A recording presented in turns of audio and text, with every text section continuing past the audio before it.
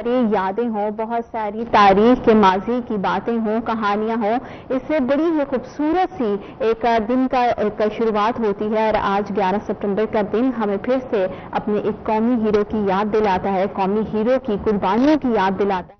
قومی ہیرو نے کس طرح سے ہمارے لیے جدوجہد کی اور اس کے بعد ہمیں یہ وطن عزیز ملک پاکستان حاصل ہوا۔ تو یہ وہ قربانیاں ہیں جن سے بالکل جن کا ذکر کیے بنا ہمارے ملک کی داستان ادھوری ہے۔ میں بات کر رہی ہوں قائد اعظم محمد علی جناح کی، جن کی آج وفات کا دن ہے۔ پوری قوم ان کو یاد کر رہی ہے، ہمارے نیشنل ہیرو ہیں اور ہم سب جانتے ہیں کہ وہ کتنے زبردست لیڈر رہ چکے ہیں، کتنے زبردست انسان تھے اور ان کا ویژن کتنا صاف، کلیئر اور کتنا خوبصورت ویژن تھا۔ اور قائد کا تو یہی فرمان تھا، یہی کہنا تھا کہ اس پوری دنیا میں دو ہی قوتیں ہیں، ایک قلم کی اور دوسری تلوار کی۔ تو یہ ہم پہ ڈپینڈ کرتا ہے کہ ہم کون سی طاقت کے ساتھ جاتے ہیں اور کس طرح سے اپنے ویژن کو آگے لے کے جاتے ہیں۔ محمد علی جناح نے جس طرح سے پوری قوم کو بیدار کیا اور ہم سب کے لیے ایک اسلامی ملک کی بنیاد رکھی، وہ قربانیاں، وہ جدوجہد ہرگز بھی اس کو ہم فراموش نہیں کر سکتے ہیں۔ اور بڑا ہی خوبصورت ویژن رہا ہے، بہت ساری حالات کی سختیاں بھی جھیلی ہیں، بہت ساری مخالفتوں کا بھی سامنا کیا ہے، لیکن اس کے باوجود اپنے مقصد میں وہ کامیاب ہوئے۔ اور اس میں کتنا بھی ٹائم لگ جائے وہ میٹر نہیں کرتا ہے۔ تو ہمارے قائد کی زندگی سے ہمیں بڑا ہی خوبصورت پیغام ملتا ہے کہ اگر آپ کی زندگی میں کوئی ویژن ہے، کوئی مقصد ہے، تو اس کو آگے لے کر جانا بے حد ضروری ہوتا ہے۔ اور اس میں آپ کو بہت سارے کمپرومائزز بھی کرنے پڑتے ہیں، بہت ساری قربانیاں بھی دینی پڑتی ہیں اور اپنی زندگی میں، اپنی ذات میں بہت ساری تبدیلیاں بھی لے کر آنی پڑتی ہیں۔ لیکن اگر آپ کا مقصد، آپ کی نیت نیک ہے تو آپ بالکل بھی ناکام نہیں ہوتے ہیں۔ تو آج پوری قوم خراج عقیدت پیش کرتی ہے قائد اعظم محمد علی جناح کو اور ان کی تمام تر قربانیوں کو ہم سلام پیش کرتے ہیں۔ اسی خوبصورت بات کے ساتھ پروگرام کا باقاعدہ آغاز کریں گے، پروگرام میں آگے بڑھیں گے اور جانیں گے شہر فیصل آباد کا موسم کیسا ہے اور اس کے لیے چلنا پڑے گا ہمیں ہمارے سیگمنٹ کی دوسری طرف کی جانب۔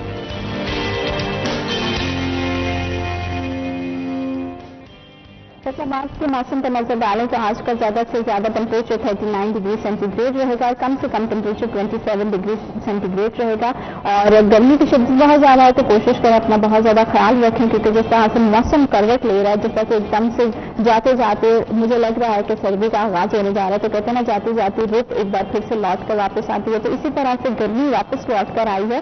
تو آپ نے اپنا بہت زیادہ خیال رکھنا ہے، اپنے آپ کو زیادہ سے زیادہ ہائیڈریٹڈ رکھے، کھانے پینے کا مناسب اپنا جو ہے وہ ایک اسکیجول بنائیں اور ٹائم ٹو ٹائم کچھ نہ کچھ کھاتے ہیں تاکہ آپ کی صحت متاثر نہ ہو، کیونکہ آج کل ہم دیکھ رہے ہیں کہ بہت زیادہ ہیلتھ ایشوز فیس کرنے پڑے، کیونکہ پولوشن بہت زیادہ بڑھ گئی، پھر گرمی بہت زیادہ ہے۔ تو آپ نے اپنا اور اپنے فیملی کا بہت زیادہ خیال رکھنا ہے، خاص طور پر بچوں کا، کیونکہ بچے اسکول جا رہے ہیں تو بہت زیادہ سفوکیشن ہو جاتی ہے حبس کی وجہ سے۔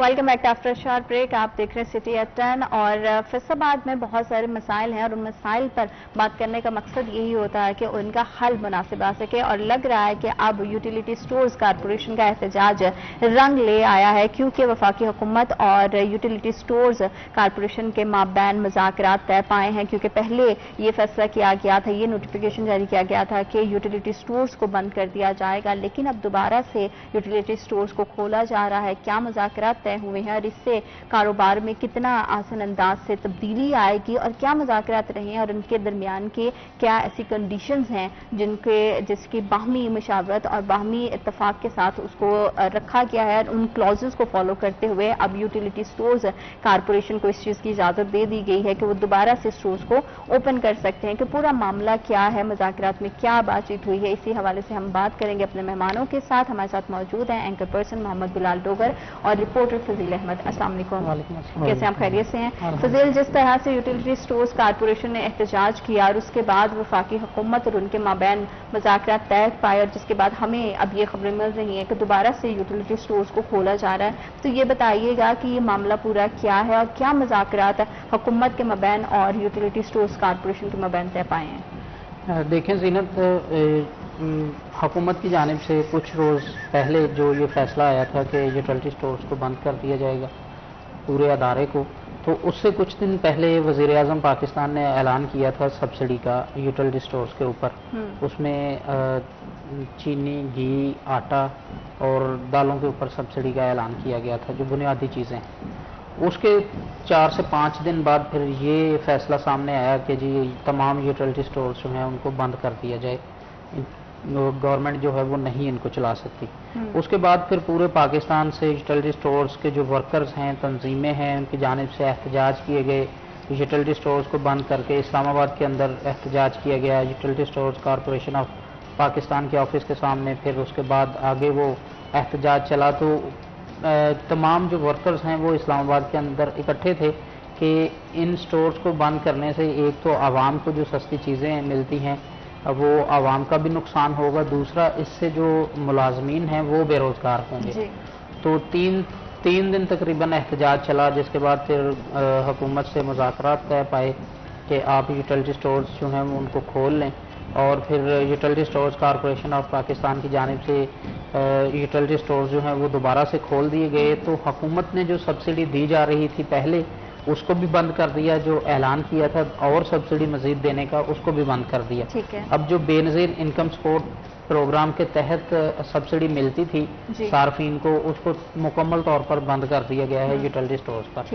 یہ بھی حکومت نے یقین دہانی کروائی کہ دوبارہ سے ہم اس کو شروع کریں گے، لیکن تاحال وہ سبسڈی جو ہے وہ شروع نہیں ہوئی یوٹیلٹی سٹورز پر. جو utility stores corporation of Pakistan ہے اس نے اپنے طور پر 700 آئٹمز کے اوپر سبسڈی کا اعلان کیا ہے، وہ چیزیں سستی کی ہیں. لیکن اس کے باوجود بھی وہ جو بے نظیر انکم سپورٹ پروگرام کے تحت سبسڈی دی جاتی تھی اس میں چینی کی قیمت 109 روپے فی کلو تھی، جبکہ اب 155 روپے فی کلو میں مل رہی ہے یوٹیلٹی سٹورز پر. اوپن مارکیٹ میں بھی یہی ریٹ ہے. اسی طرح جو گھی ہیں ان کی قیمتیں تقریباً 20 روپے سے 100 روپے تک کم کی تھی گورنمنٹ نے کہ اس کے اوپر مزید سبسڈی دی جائے گی. لیکن وہ اب گھی جو ہے سستا گھی جس کو ہم کہتے ہیں وہ بھی ابھی 450 یا 480 روپے میں یوٹیلٹی سٹور سے مل رہا ہے. Utility stores corporation of Pakistan نے اپنے طور پر چیزیں سستی کی تھیں کہ ہم اپنے صارفین کو سبسڈی دیتے ہیں، ریلیف دیتے ہیں، لیکن وہ تمام صارفین کے لیے تھا. بے نظیر انکم سپورٹ پروگرام کے تحت جن کو شناختی کارڈ کے ذریعے ملتا تھا ان کے لیے نہیں، صرف تمام کے لیے تھا. لیکن اس کے باوجود یوٹیلٹی سٹورز اور اوپن مارکیٹ کے جو ریٹس ہیں وہ تقریباً برابر ہیں. جو بلکہ جو گھی یوٹیلٹی سٹورز پر سستا ہے، جس کو utility store corporation of Pakistan سستا کر کے دیتا ہے، وہ اوپن مارکیٹ سے 400 روپے میں مل جاتا ہے اور یوٹیلٹی سٹور سے 450 روپے میں مل رہا ہے. اور اسی چیز کو مد نظر رکھتے ہوئے گورنمنٹ نے یہ سبسڈی کا اعلان کیا تھا کہ یوٹیلٹی سٹورز پر بھی اس کو سستا مزید کیا جائے گا تاکہ اوپن مارکیٹ سے سستا شہریوں کو یوٹیلٹی سٹور. لیکن اب وہ والی جتنی بھی گورنمنٹ کی سبسڈیز تھی ان کو بند کر دیا گیا ہے اور اب اس پہ نہیں، جو یوٹیلٹی سٹورز کی جانب سے خود سے سبسڈی ہے صرف اسی کے تحت عوام کو ریلیف ملے گا جو کہ اوپن مارکیٹ کے بالکل ریٹس کے برابر ہے. تو اگر اس طرح سے حکومتی سبسڈی کو بالکل بند کر دیا جائے گا تو اس کے کیا اثرات مرتب ہوں گے؟ پھر تو مہنگائی کا طوفان جیسے پہلے عوام کو ستا رہا تھا ویسے ہی ستاتا رہے گا، کیونکہ اوپن مارکیٹ کے ریٹس میں اور یوٹیلٹی سٹورز کے مارکیٹ کے یوٹیلٹی سٹورز کے ریٹس میں کوئی زیادہ خاصا فرق تو نہیں ہے. کچھ چیزیں مہنگی ملیں گی، کچھ سستی ملیں گی، بات تو پھر وہیں کی وہیں آ گئی. بظاہر لگ رہا ہے کہ حکومت دایاں دکھا کے بایاں مارنا چاہ رہی ہے، دا کھیلی ہے پنجابی میں جو کہتے ہیں. مطلب یہاں وہ ان یوٹیلٹی سٹور کارپوریشن کے ملازمین کے مطالبات تسلیم کیے، جس مطالبات کے اندر یہ بھی تھا کہ عوام کے لیے جتنی بھی سبسڈی ہیں وہ بحال کی جائے گی.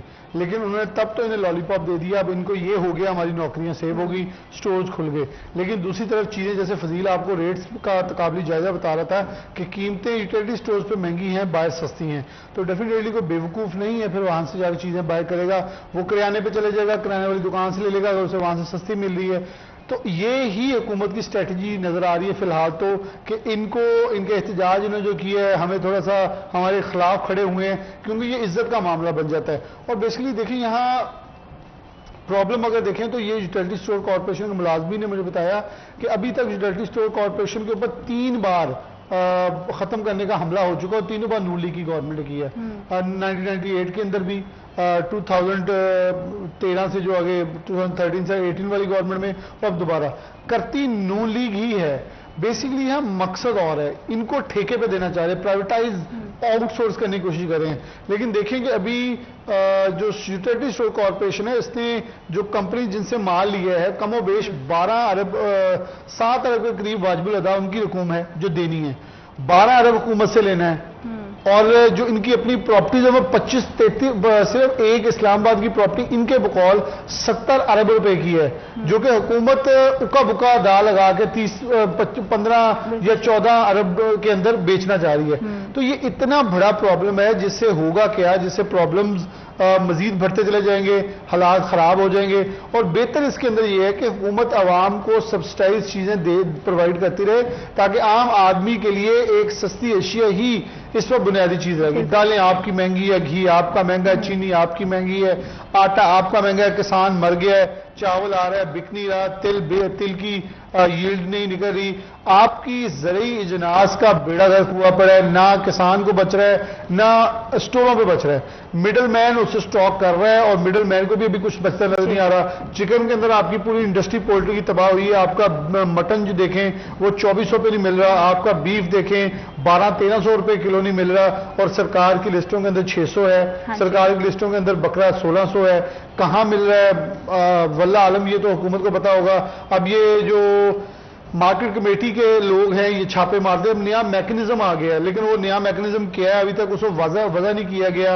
लोग तजब्जुब का शिकार है, इतने भारी भरकम जुर्माने किए जा रहे हैं ब्रायलर मुर्गी मालकान को, दुख करियाने वालों को, कि बिलबिला उठे हैं। देखिए उन्होंने भी एक फिक्स मार्जिन अपना घर लेके जाना है, और इतना ज्यादा उनके ऊपर इस वक्त अटैकिंग सूरत हाल है कि आम आदमी पिसा हुआ है। बिजली के बिलों के ऊपर जो लीव दिया था वो भी IMF का सुना है कि वापस होने का खतरा जो मंडला रहा है। इसका मतलब जिनको इस हफ्ते इस महीने के अंदर रिलीफ मिला है वो रिलीफ भी वापस होगा, अगले से दूसरा महीना भी लगेगा, आवाम की रहती खुद भी कसर निकाल रही। वैसे ही मौसम तो दुआ अल्लाह से यही है, अल्लाह पाक ये सावन के दिन रह गए हैं 4-15 को असू आ जाना है, असू के अंदर यही दुआ करेंगे 2 बारिशें हो, मौसम ठंडा हो, AC बंद हो जाए, पंखे कम इस्तेमाल हो, आवाम के लिए यही रिलीफ रह गया है। और हुकूमत इस वक्त टोटल फेलियर के अंदर जा रही है। बिलाशुबा अपोजिशन के ऊपर तनकीद करें, आपका काम है, अपोजिशन को साथ लेकर चलना वैसे हुकूमत का काम होता है, लेकिन यहाँ बाकायदा टकराव की सिचुएशन है, अदलिया के साथ टकराव की कोशिश की जाती है। और अगर कहीं से आपको अवाम ने अगर मैंडेट अवाम ने बिलाशुबा आपको जितना भी दिया, आप जैसे भी हुकूमत में आए, लेकिन जब आप हुकूमत में आ गए हैं तो आप अब सर्व करें। आप टैक्सेस का भरमार शुरू करते हैं, तो हम तो कहते हैं पहले दिन से कि जो टैक्स गुजार नहीं है उनको ऐड करें, बट जो टैक्स गुजार है उनका गला मत घूंटे, उनके ऊपर मजीद बोझ डाला जा रहा है, उनके ऊपर मजीद वजन डाला जा रहा है। इस पूरी सूरत हाल में फजील हमें समझ में नहीं आ रहा है कि ये जो मुआहदे, ये जो मुज़ाकरात किए गए हैं, सब्सिडी सारी बंद कर दी गई हैं, इसके बाद आप अगर स्टोर्स को खोलने की इजाजत भी दे रहे हैं तो आवाम के लिए तो रिलीफ नहीं है, लेकिन स्टोर्स मालकान के लिए कितना ज्यादा प्रॉफिट मार्जिन होगा इसमें, क्योंकि अब तो ऑलमोस्ट रेट्स जो है वो सेम है, तो आवाम के लिए तो मुश्किल है ही, लेकिन जितने भी वहाँ के ऑनर्स हैं उनके लिए कितना ज्यादा ये मुश्किल या आसान रहेगा। देखें जीनत, जो यूटिलिटी स्टोर्स हैं या फिर ये अदारा है, ये प्रॉफिट के लिए नहीं बनाया गया था बल्कि आवाम की खिदमत के लिए बनाया गया था। इसमें लेकिन बज़ाहिर इससे लग नहीं रहा कि आवाम की खिदमत के लिए है। देखिए ये तो आपके सामने है, जैसे रेट्स का अभी बताया है कि ओपन मार्केट के रेट और यूटिलिटी स्टोर्स के रेट तकरीबन बराबर होते हैं, बल्कि कुछ आइटम्स ओपन मार्केट की निस्बत महंगी होती है यूटिलिटी स्टोर्स पर, जिसमें आप दालें देख लें या फिर चावल देख लें, ऐसी जो चीज़ें हैं वो अक्सर उनकी कीमतें ज़्यादा होती हैं। तो जो हुकूमत ने ये फैसला या मुज़ाकरात माने हैं, उनके मुतालबात माने हैं, वो सिर्फ़ और सिर्फ इसलिए था कि उनको सैकड़ों अफराद जो हैं वो वहाँ पर पहुँच चुके थे, हुकूमत के खिलाफ वो एहतजाज, नारेबाजी सारा कुछ चल रहा था, और उन्हीं दिनों में जमात इस्लामी का भी उधर धरना था, और उसके बाद फिर यूटिलिटी स्टोर्स कॉरपोरेशन के मुलाजमीन को वहाँ पर पहुँच चुके।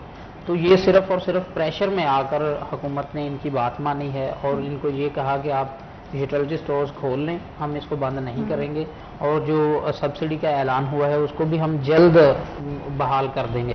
लेकिन आज तकरीबन 1 हफ्ते से ज़्यादा गुजर चुका है, कोई कहीं पर भी वो सब्सिडी जो है वो दोबारा से शुरू नहीं की गई, और जो शहरी हैं बल्कि जो बेनज़ीर इनकम सपोर्ट प्रोग्राम के तहत कार्ड लेकर जाते थे वो अभी भी लोग जा रहे हैं और फिर वो मायूस लौटते हैं जब उनको ये कहा जाता है कि ये कार्ड अब नहीं चलता, अब आपको चीज़ें जो हैं वो इस रेट पर नहीं मिलेंगी। तो ये तो हुकूमत ने अपनी जान छुड़वाई है, जैसे बिलाल भाई ने कहा कि लॉलीपॉप इनको दे दिया है कि आप जाएं, सब्सिडी को हम बहाल करेंगे, लेकिन उसको तहाल नहीं किया गया और नज़र भी नहीं आ रहा कि वो अब बहाल करेंगे, क्योंकि वो तो बंद करने का सोच रहे थे एक अदारे को और वो उसको बंद करने का सोच रहे हैं, तो फिर वो सब्सिडी कैसे देंगे? वो बस डंग टपाओ पॉलिसी जो है उसको अपना रही है गवर्नमेंट, तो वो उसको अपनाते हुए अब देखें कितने। लेकिन ये डंग टपाओ पॉलिसीज भी जब तक हम लेकर आएंगे, ये तो हम हर इदारे में देख रहे हैं कि कोई बेहतर और मौसर पॉलिसीज नहीं आ रही आवाम के लिए, वही पॉलिसीज को दोबारा बल्कि जो बेहतर पॉलिसीज थी उनको भी तोड़ मड़ोड़ कर आवाम के लिए पेश किया जा रहा है। तो फायदा तो इसमें किसी का भी नहीं है। हुकूमत करना क्या चाह रही है किसी के समझ में नहीं आ रहा है इस टाइम। देखें, हुकूमत हमने तो जब से होश संभाला है, आवाम का फायदा कोई भी हुकूमत नहीं सोचती, वो अपना फायदा सोचती है कि लेकिन ये हुकूमत लग रहा है अपने जाती मफाद पर ज्यादा है। देखें, जाती मफादात तो वो फिर गवर्नमेंट में बैठे या ऐवानों में बैठे तमाम जो नुमाइंदगान होते हैं उनको सबको हमेशा अपने मफादात ही जो हैं वो नजर आते हैं। हम हमेशा ये कहते हैं कि आप अपने मफाद को छोड़कर अगर मुल्क की मफाद का सोचेंगे तो ये मुल्क तरक्की करेगा। जब तक हम ये तीन लोग यहाँ पर बैठे हैं तो हम इस स्टूडियो के माहौल को बेहतर करने के लिए जब तक इसका नहीं सोचेंगे तो इसका माहौल ठीक नहीं होगा। जब हम अपना अपना सोचेंगे कि सिर्फ हमने इस सीट पे बैठना, सिर्फ यही सीट ठीक हो, तो वो फिर यही ठीक रहेगी, बाकी दो ठीक नहीं रहेंगी। वो अपनी अपनी जब पड़ी रहती है तो फिर हम सिर्फ अपने आप को देखते हैं। वो फिर पूरे मुल्क का जब सोचेगा कोई हर नुमाइंदा या ऐवानों में बैठे तमाम जो जिनको आवाम ने वोट देकर इलेक्ट किया है, तो फिर मुल्क की हालत ठीक होगी, वरना तो फिर जैसे चल रहा है इससे भी बदतर सूरत। बिल्कुल, और जैसे चल रहा है और वो बिल्कुल भी आवाम के हक में नहीं है। आवाम में उसमें बिल्कुल महंगाई में पिसी हुई आवाम मजीद पिसती चली जा रही है, उसके लिए किस तरह की मुश्किलात बढ़ गई, इस हवाले से मजीद बात करेंगे। वक्त छोटी सी ब्रेक का, will be right back after a short break.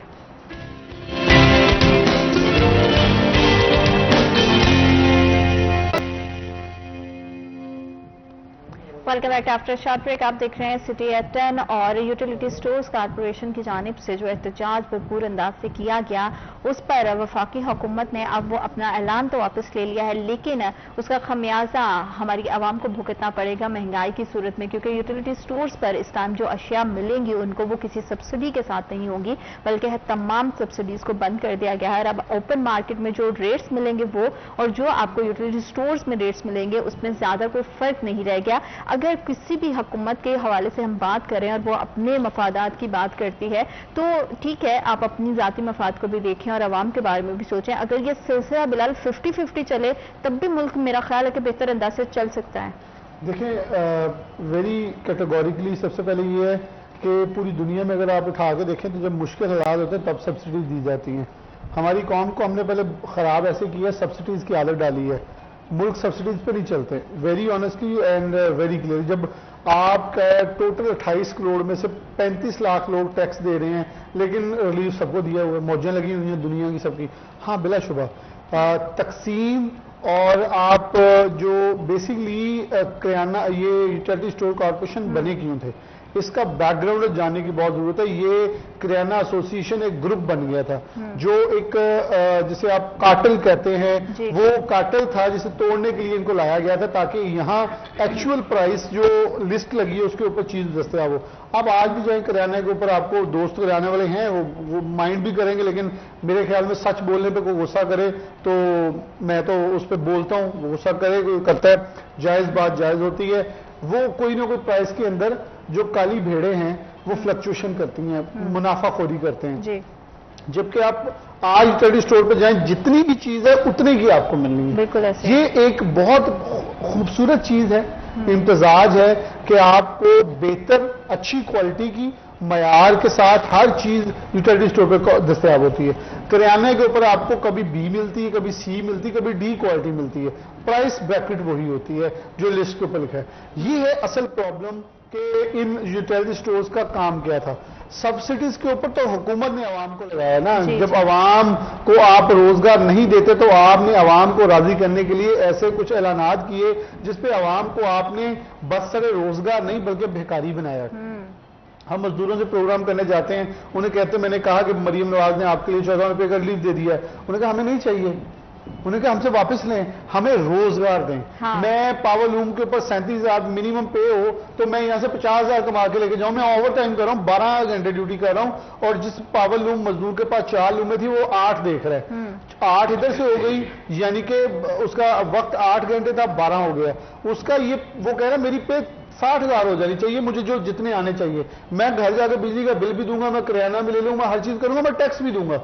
Circulation of money का जो डिस्ट्रीब्यूशन है वो ठीक हो जाएगी। हमारे प्रॉब्लम है हम पॉलिसी बनाते हैं आवाम को, आपको 45 अरब का रिलीफ दे दिया जी मरियम नवाज ने, वो रिलीफ किससे दिया है? मेरे टैक्स के पैसे मैंने इसलिए दिए कि जो सड़क के ऊपर मैं ट्रैवल करता हूं वो सड़क ठीक करवा दी जाए, वो पैसा निकाल के आपने रिलीफ दे दिया।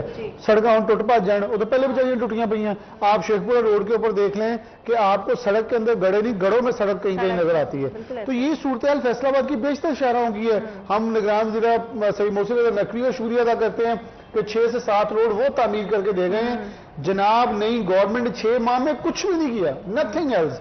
आपका PHA तबाह हो गया है, वासा की जो सूरत हाल है, आवाम चीख रही है, रोड इंफ्रास्ट्रक्चर तबाह हुआ, express way, canal express way के ऊपर इतने इतने बड़े गड़े और पैचेज आए हैं कि वहां गाड़ी चलाना मुश्किल होगी। सुसन रोड आपका मेन तबाह हुआ पड़ा, ग्रीन बेल्ट उसकी तबाह हो गई है। तो बेसिकली फिर कर क्या रहे हैं, मतलब हेल्थ ऑन व्हील किराए के ऊपर जो मोहतरमा मरियम नवाज साहिबा के प्रोजेक्ट्स हैं। अच्छा, वो बच्चों को स्कूलों के दूध पिलाएं, वो भाईजान बच्चों को उन्हें मां पे उन्हें पैसे दो, दूध आप पिला लेंगे, वो सब कुछ कर लेंगे।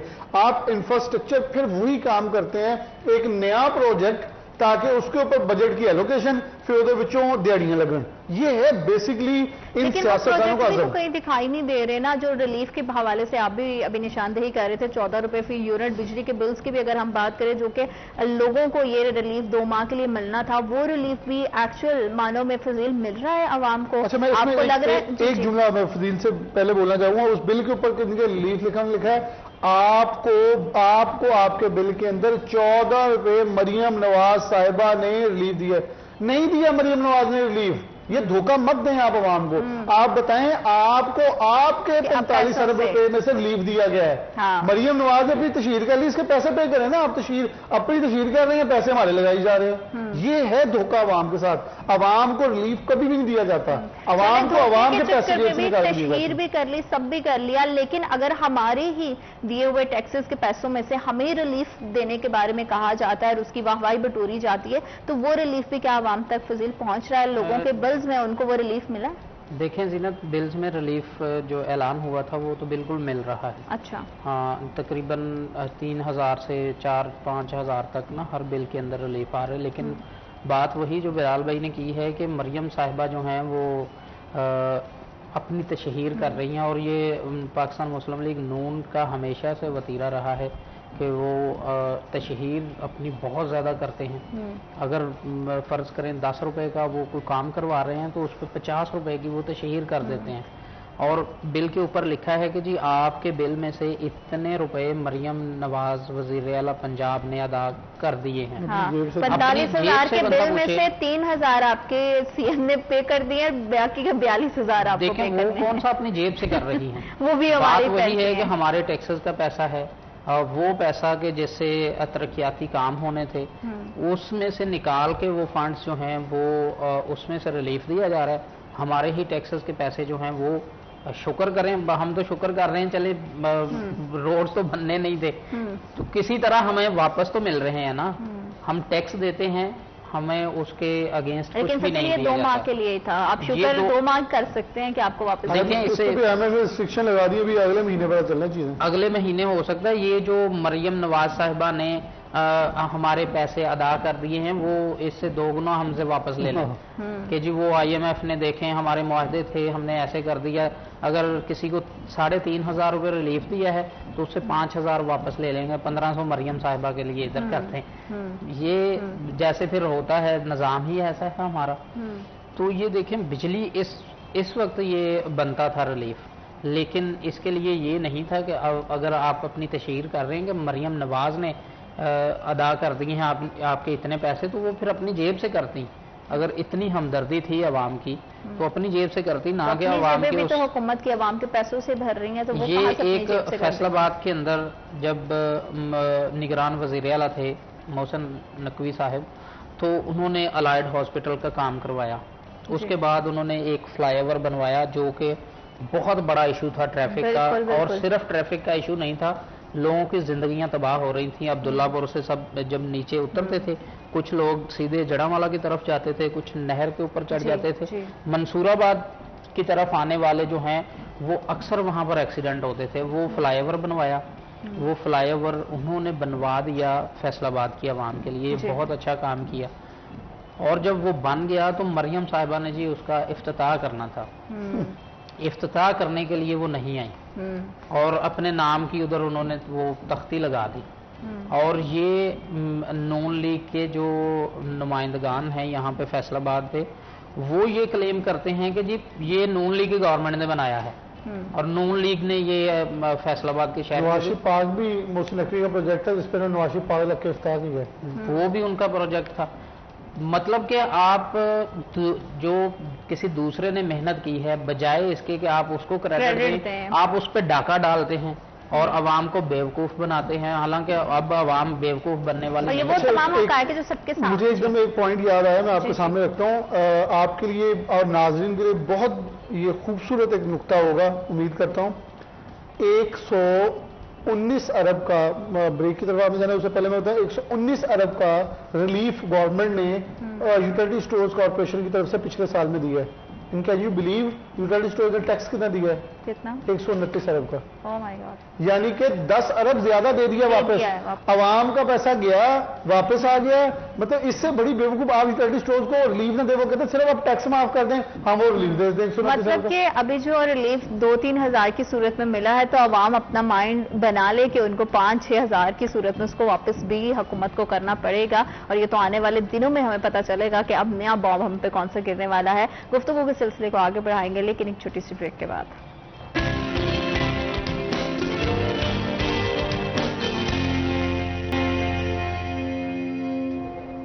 Welcome back after short break. آپ دیکھ رہے ہیں سٹی ایٹ 10 اور حکومت ریلیف دینے میں ہر طرح سے عوام کو ناکام دکھائی دے رہی ہے، کیونکہ 2 ماہ کے لیے جس ریلیف کا اعلان کیا گیا تھا وہ بھی حقیقی معنوں میں عوام تک اس طریقے سے اس انداز سے نہیں پہنچ پایا. بہت ساری کنفیوژن پہلے تو کریٹ رہی، لوگوں کے گھروں میں 2 بلز بھی گئے، ان کو سمجھ ہی نہیں آ رہا تھا کہ کون سا بل ادا کیا جائے اور کون سا بل نہیں ادا کرنا. اگر وہ کنفیوژن اللہ کر کے گئی ہے تو اب سوال یہ پیدا ہوتا ہے کہ اگر بلال حکومت عوام کو بلز میں ریلیف نہیں دے پا رہی تو جو سولر پینل کے حوالے سے اتنی بڑی باتیں کی گئی ہیں، وہ ریلیف وہ پیکج جو ہے وہ عوام تک پہنچے گا یا نہیں؟ اچھا، سولر پینل والا جو میں آپ کو پاکستان کے اندر پرانی کچھ تھوڑی سی سٹوریز بتاتا ہوں کہ پاکستان کے اندر ہم چیختے ہیں کہ ایس ایم ایز کو ریلیف دے دیا گا، اسمال اینڈ میڈیم انٹرپرائز، یعنی کہ جس میں کاٹیج انڈسٹری ہے، چھوٹے کارخانے ہیں، ان کو ہمیشہ ایک بار آیا جی پی ٹی آئی کے دور کے اندر کہ کولیٹرل فری قرضے دیے جائیں گے 1 کروڑ تک کے، 1 ارب تک کے. اس کے اندر اب ہوا کیا، جو کولیٹرل فری قرضہ دیا جانا ہے، اب ہمارے جو ایل ایس ایم ہیں، جو لارج اسکیل مینوفیکچررز ہیں، بڑے بڑے ادارے ہیں، وہ کرتے کیا ہیں، انہوں نے اپنی بیٹی بیوی ڈائریکٹر بنائی، اس کے نام پہ قرضہ لے لیتے ہیں. اب ان کے پاس نام بندہ ہے، ایک اسپیشل علیحدہ آڈٹ والا، علیحدہ R&D ریسرچ اینڈ ڈیولپمنٹ کے لیے بندے نہیں ہیں. اب ان کے لیے مشکلات ہوتی ہیں، یہ کاغذی کارروائیاں پوری کیسے کرنی ہے، بہت زیادہ وہ گمبھیر چیزیں ہیں. اچھا، ایل ایس ایم کیا کرتے ہیں، اپنے ہی چھوٹے کارخانوں کے نام، کیونکہ ڈیفینیٹلی ایک چھت کے تلے سب کچھ نہیں ہے، اسپننگ یونٹ علیحدہ ہے، ویونگ علیحدہ ہے. وہ کیا کرتے ہیں، جو ویونگ ہے اپنی بیوی کے نام لگوایا اور اس کو چیمبر کا ممبر بنوایا اور بعد میں اس کے نام سے قرضہ اپلائی کیا. وہ قرضہ وہ لے جاتے ہیں، یہ پھر رہ جاتے ہیں. یہی ایس ایم ای کا اعتراض پہلے دن سے ہے کہ جب آپ قرضہ دیتے ہیں تو آپ، اچھا بینکس کا پرابلم پھر یہاں ہے، جو ہمارے کمرشل بینک ہیں وہ کبھی بھی ایس ایم ای کے چھوٹے بندے کو قرضہ دینا چاہتے ہیں. وہ کہتے ہیں کہ یہ اگر کولیٹرل فری کیوں، کسی بھی شرط کے بغیر، یعنی کہ شرط حکومت دے گی، हुकूमत गवाही देगी कि हम देंगे पैसे, अगर ये भाग जाता है तो उन्हें खतरा होता है ये भाग ना जाए। LSM का भागने का इसलिए होता है उसका हुजम बहुत बड़ा है, तो बैंक्स चाहते हैं कि हम बड़ी कंपनियों के साथ मुआहदा करें, छोटियों के साथ करें ना। ये प्रॉब्लम है, और बड़ियों के साथ करने से उनको पैसे और बेसिकली ये सूद का जो लानत है उसमें इंजॉयमेंट ज्यादा है। अब ये छोटे बंदे हैं और ये ज्यादातर कोशिश ये करते हैं अपने हुजम में खेला जाए, उसी हुजम के अंदर। और पाकिस्तान के अंदर आपके बेशतर बड़े ग्रुप्स का इस वक्त मौशी बहरान में कोलैप्स होने की सबसे बड़ी वजह यह है, अब सूद की अदायगियां नहीं हो रही तो दारे बंद हो जा रहे हैं, जमीनें प्लज हो रही हैं और धड़ाधड़ बैंक जो है कब्जे करी जा रहे हैं। कभी किसी का बैंक, कभी किसी का घर, किसी की फैक्ट्री, किसी का यूनिट, किसी जमीन, जो पड़ा है वो कब्जे में आई जा रहा है। सवाल यही है, अगर पाकिस्तान के अंदर मार्कअप रेट नीचे ना आया, आने वाले दिनों के अंदर जो अभी 2-2.5% की उम्मीद जाहिर की जा रही है, ना आया और मार्कअप रेट कम ना हुआ, तो आप यकीन मानिए, मैं आपको ऑन रिकॉर्ड बता रहा हूं, ये बहुत जल्दी कमर्शियल बैंकों का बेड़ा गर्क शुरू होना है, ये कोलैप्स होने हैं, ये बंद होंगे, क्योंकि डेफिनेटली ये जमीनें लेके उन्होंने कहां जानी है, बेचनी है, बिक रही नहीं है, आगे कोई ले नहीं रहा। अब प्रॉब्लम ये है, जो इन्वेस्टर वो आप मार रहे हैं उसका गला दबाया जा रहा है। यहां इस मुल्क के अंदर आप बताएं कि इस वक्त 20.50 है शरह सूद, कौन सी मतलब इसके ऊपर जो डाल के ये 22-23% बन जाता है, 25% बनता है, कौन सा बिजनेस 25% प्रॉफिट दे रहा है? कोई भी नहीं देता इतना प्रॉफिट। 5-6-7% प्रॉफिट के ऊपर कारोबार चलते हैं और शरह सूद 25% लगा देते हैं आप। 20% स्टेट बैंक की है, 25% देनी पड़ती है, तो कौन ऐसे काम करेगा? अच्छा, जिनके पास इन्वेस्टमेंट थी, फैक्ट्रीज थी, उन्होंने अपनी फैक्ट्रीज बेच के पैसे बैंकों में रखे हैं, जिसका 1 अरब रुपया है उसे महीने का 1.25 करोड़ रुपया आ रहा है जी। इतनी तो फैक्ट्री से बचत नहीं होती थी। अब ये आपने बेसिकली पूरे सिस्टम को कोलैप्स किया हुआ है। जब तक इन्वेस्टर मार्केट्स में नहीं आएगा, ये एक अच्छा काम है जो नोट्स की चेंजिंग का है। इससे पाकिस्तान के अंदर जो ज़र मुबादला डंप हुआ 5000 नोट की शक्ल में, अंदर ज्यादातर 5000 नोट की शक्ल में, ये बाहर आएगा। सर्कुलेशन ऑफ मनी बहुत जरूरी है। आप देखें कि वो 97 अरब रुपया पाकिस्तानी अकाउंट्स में आके भूल गए। 97 अरब, कैन यू बिलीव? 97 अरब रुपया लोगों को पता ही नहीं है बैंकों में पड़ा है और वो भूल गए हैं। इनमें से मुतादिद फौत हो गए हैं, इनमें से मुतादिद वो हैं जिन्हें पता नहीं हमारे बैंक अकाउंट्स में पैसे पड़े हैं। मतलब ये ऐसे पाकिस्तान नहीं हो सकता। ये है स्टेट बैंक ने क्या है? कैसे पॉसिबल है कि लोग पैसा रखे और फिर भूल गए, और तमाम हकायक जो है वो सबके सामने भी है, लेकिन फिर भी किसी को समझ में नहीं आ रहा कि बैंक्स में इतने ज्यादा पैसे पड़े हुए हैं। इसमें ये है कि कुछ लोग फौत हो जाते हैं, कुछ लोग बैरून मुल्क शिफ्ट हो जाते हैं। होता क्या है, उससे फिक्स बैंक ने लगाया होता है कि इतनी देर का बैंक अकाउंट ना यूज करें, तो वो बैंक के पास आ जाते हैं। अगर वो फिर इतने सालों तक इस्तेमाल ना हो तो स्टेट बैंक के पास चले जाते हैं। आप वापस आएंगे बैरून मुल्क से, दोबारा दरख्वास्त देंगे, दोबारा वापस आएंगे। लेकिन प्रॉब्लम ये देखें, मेरे पास 5-6 अकाउंट है, मैं किसी साबिक कंपनी से रिजाइन देके CNN में फॉर एग्जांपल आया हूं, तो साबिक कंपनी का मेरा अकाउंट होगा, जो मेरी पे आती होगी, वो 500,000 रुपया पड़ा होगा, मैंने निकलवाया नहीं, वो बैंक अकाउंट खुला हुआ है। अब वो जो खुले, ऐसे आप देखिए कितना बड़ा हुजम है कि 97 अरब रुपया जो है वो बैंकों के अंदर पड़ा, लोग भूल गए। किसी ने के ज्यादा भी होंगे, कुछ लोगों को जो पैसे रखवाए हैं और फिक्स नहीं है ये। अच्छा, उसके अंदर कुछ लोग फौत हो गए, उनके आगे औलाद को नहीं पता, कईयों की औलाद नहीं है, तो ये सिस्टम इतना मुबहम है, चीजें इस तरह होते यहां तक पहुंच गई हैं। अभी पाकिस्तान के अंदर आप ये यकीन मानिए 97 अरब पड़ा है और पाकिस्तानी बैंकों के अंदर 25-30% है फ्लो, बाकी सारा ओपन मार्केट में पड़ा है। अगर ये ओपन, आप ये देखें कि जिस मुल्क के अंदर 60% ज्यादा ओपन मार्केट है, जब वहां नोट चेंज होना है, तो आपके हमसाया मुल्क भारत में हुआ था, लोग नहरों के अंदर भी पैसे फेंकते नजर आए। तो मुझे तो पाकिस्तान में नजर आ रहा है अगले साल के आगाज के अंदर कुछ ऐसा स्टाइल, क्योंकि दिसंबर में नोट चेंज होने हैं। आप ये देखें कि एक नोट के पीछे कुछ अलामात बनी हुई हैं, जिसमें प्लस का साइन है, जिसमें बुद्ध मत का है, जिसमें सिक्की का है, और ऐसे है। अब हमारे कुछ लोग, बेसिकली जो लोग चाहते हैं ये नोट चेंज ना हो, वो मुहिम चला रहे हैं सोशल मीडिया पे कि ये नोटों के पीछे जो है ये शिरकिया अलामात लगाई, जबकि उसकी इलामत का मकसद ये लियाकत अली खान का मौका है, और साथ वो निशानात की इलामत का मकसद ये है कि यहाँ तमाम मज़ाहिब के लोगों को मजहबी आज़ादी है, अपनी मजहब के तहत अक़लियती बरादरियों को इजाजत है। ये है अब बेसिकली उसका मकसद। लेकिन जो मुनाफाखोर हैं, जिन्होंने स्टॉकिंग की हुई है, वो नहीं चाहते। अच्छा, स्टेट बैंक ने यह भी वजह कर दिया है कि जब ये नोट जाएगा, बाकायदा ट्रेसेबिलिटी होगी, किस बैंक को कितने पैसे दिए गए, उसने आगे कितने दिए, बाकायदा आईडी कार्ड। आपको मैं ये बता दूं, بہت سارے جریدے بہت سارے چیزیں کہہ رہی ہیں پاکستان دنیا کے سارے پامسٹ فلکیات والے ماہر روحانی شخصیات کہ 2025 is very bright for Pakistan. The thing is میں آپ کو بتا دوں کہ جو یہ تاجر دوست اسکیم ہے اب ایف بی آر نے نہیں حکومت نے یہ فیصلہ کیا ہے کہ ایک بندے کا بینک بل چیک کیا جائے بجلی کا اس نے سال کے اندر بل پے کیے ہیں 20 لاکھ کے فار ایگزامپل ایک رف ایسٹیمیٹ ہے اور وہ سالانہ آمدن اپنی شو کرتا ہے 5 لاکھ روپیہ تو اسے پکڑ کے لائیں نا ذرا اس کے لائیں گے تو 20 لاکھ کے بل کہاں سے دے رہے ہو تمہاری تو آمدنی 5 لاکھ ہے. یہ ہے بیسکلی لوگوں کو ایف بی آر نے چوری پہ لگایا ہوا تھا کہ آپ اپنی سالانہ آمدن شو کریں 20-25 لاکھ اور بس کوئی نہیں پوچھے گا. پھر حکومت کو سلسلہ تو وہاں سے ایف بی آر سے شروع کرنا چاہیے نا کہ وہیں سے سلسلہ شروع ہو اور پھر ہم عوام تک آئیں ان کو ٹیکس پیئرز کو اس کے ریلیف ملے اور نان ٹیکس پیئر کو ہم ٹیکس نیٹ میں لے کر آئیں. یہ خود ہی ہو جانا. یہ دیکھنا ایک بندے کا جس کا بل 25-20 لاکھ یا سال کو 10 لاکھ بل دے رہا ہے نا اس پہ آڈٹ پاور لگ جانا ہے. اس کمپنی میں بلیک لسٹ ہوگی جب اسے آڈٹ دینا پڑے گا اس کا وہ پھنسے گا.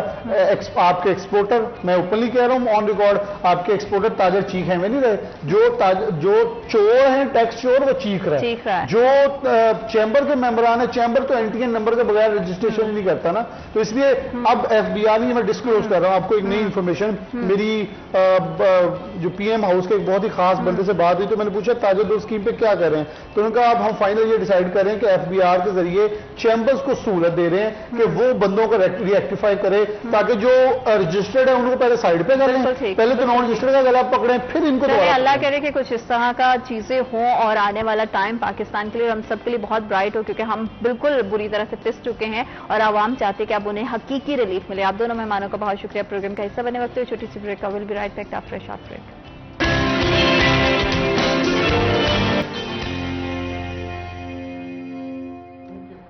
Welcome back after short break. آپ دیکھ رہے ہیں سٹی ایٹ 10 اور جیسے کہ میں نے پروگرام کے آغاز میں بھی بالکل ذکر کیا تھا کہ آج 11 سپٹمبر ہے اور ہمارے قائد کی وفات کا دن ہے تو ہم انہیں یاد کرتے ہیں اور جہاں پہ ہمیں ان کی شخصیت کے بہت سارے پہلو دکھائی دیتے ہیں کہ زبردست پرسنالٹی تھے زبردست رہنما رہ چکے ہیں قائد اعظم محمد علی جناح. ان کا بڑا ہی ایک زبردست ویژن ہے اور اسی کے ہم دیکھ رہے ہیں نتیجے میں ہمیں یہ ملک ملا ہے. بڑی خوبصورت ہماری سرزمین ہے اور یہاں پہ آزادی کے ساتھ اگر ہم آج زندگی بسر کر رہے ہیں تو یہ انہی کی مرہون منت ہے اور انہی کی وجہ سے ہے.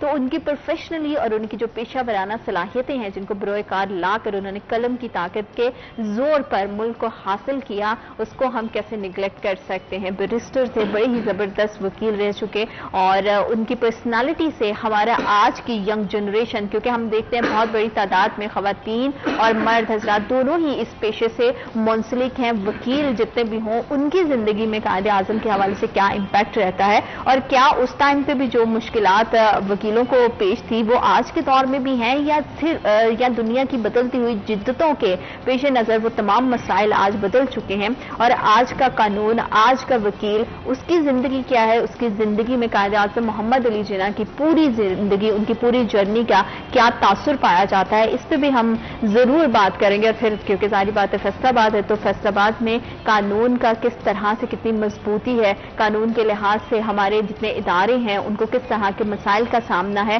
اور اس سے شہریوں کو جو ایک ہمیشہ سے ہمارے قانونی ادارے یہ کہتے ہیں کہ ہم عوام کو ان کی دہلیز تک انصاف پہنچانا ہمارا مقصد ہے تو اس مقصد میں وہ کتنا کامیاب ہے اسی پر ہم بات کریں گے اپنے مہمانوں سے. ہمارے ساتھ موجود ہیں ظفر ڈوگر صاحب سٹی 41 کے بیورو چیف ہیں اور بڑی زبردست پرسنالٹی اور انہی کے ساتھ ممبر پنجاب بار کونسل امتیاز احمد لونا صاحب بھی موجود ہیں. السلام علیکم.